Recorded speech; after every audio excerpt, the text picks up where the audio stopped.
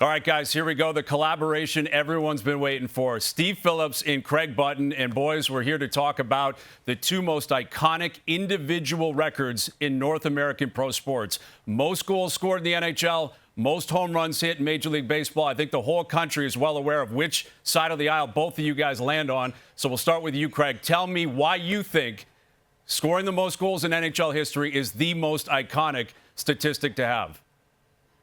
It's the hardest thing to do in hockey, and Ovechkin has done it to this point brilliantly. You talk about Howe with 801, Gretzky with 894, and now Ovechkin. I never thought 894 was going to be touched. I thought that was golden. I didn't think it would be possible. Goaltending is better now, and you think about goal scoring. So many things have to go right. You can do everything right if you're Alexander Ovechkin, and yet a puck can get deflected off a stick and hit a post. The goaltenders get in the way trying to stop it. And yet, despite all that, you have somebody that is very close to setting the all-time record, and it is really quite unbelievable. And like home runs, Steve, it's something that brings people out of their seats. Listen, I think that you're 100% right. The hardest thing to do in hockey is to score a goal.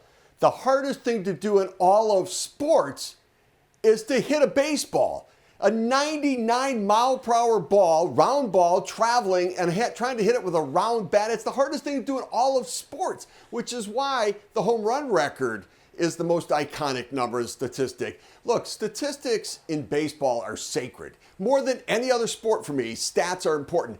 We talk about single-season home run records and career home run records because both of them are so difficult, and the idea of being able to hit the ball in the ballpark, to be celebrated, that home run trot around the bases where you continue to get that celebration, it is the hardest thing to do. I mean, think about Babe Ruth. I mean, they got candy bars named after the guy.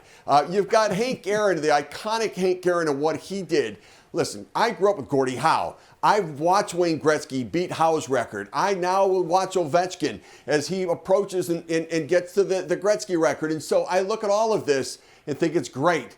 But hitting the ball out of the ballpark is the hardest thing to do in any sport. And that's why home run records are the most important and impactful in all of sports. Well, Steve, the one guy you didn't mention at the end there was the guy who holds the record. That's Barry Bonds, which does make it a little bit cloudy because of the PED allegations hanging around here, as we know. But, Craig, you mentioned that you never thought anyone would touch Gretzky's 894. Well, we're here with Gretzky, with Alex Ovechkin. So I'd ask the question to both of you in terms of hockey and in baseball, because of these great figures in the sport that have held the records. Howe into Gretzky, into Ovechkin, Babe Ruth, into Aaron, into Bonds. Craig, do you see any current player chasing down this record? Is it even possible to get to that number?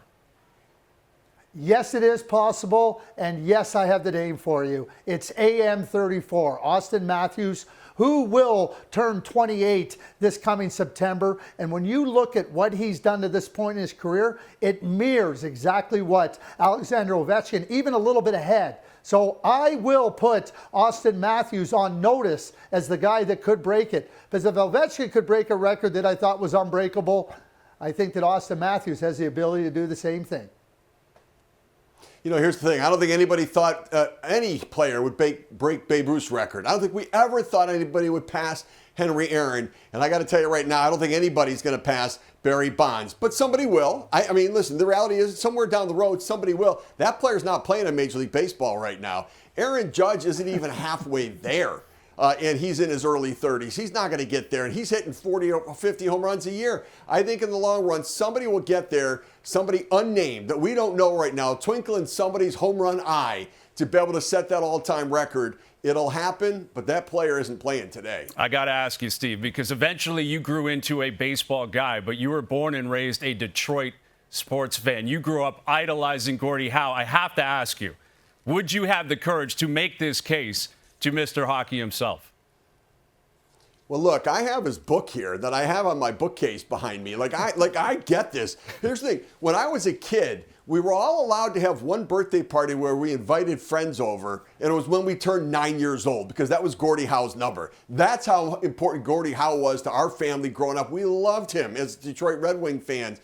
But I will tell you, I also know this. He was one of the toughest son of a guns out there. Where goal scorers need enforcers and protectors, nobody messed with Gordie Howe. And so the reality is absolutely not. I'd be the biggest hockey fan, and I would say, because the goal score record is by far the best record, because I'm not taking on Gordie Howe ever. Yeah, I think that's probably a wise decision. Craig, eventually you became a hockey guy, but you're a sports fan first and foremost. Do you have any baseball memories you can think of that stick out?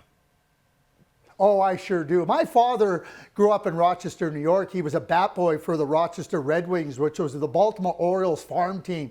So he loved baseball, loved listening to baseball. In 1971, Steve has a picture right to his lower left. I was in Three Rivers Stadium when Roberto Clemente hit his 3,000th and last hit in the major leagues against Steve's former team, the New York Mets. It was a special moment. You think about 3,000 hits, how few players have done that. It was absolutely phenomenal to be able to see that. And I also spent time in Montreal at Jerry Park with my beloved Montreal Expos. You know, you think about everybody that went there. You know, how can you not think about Rusty Staub? I mean, it was unbelievable, the following he had. And the great Jackie Robinson started in Montreal back in the 40s. Absolutely. All legends, including the two of you, Craig Button, Steve Phillips. Thanks, guys.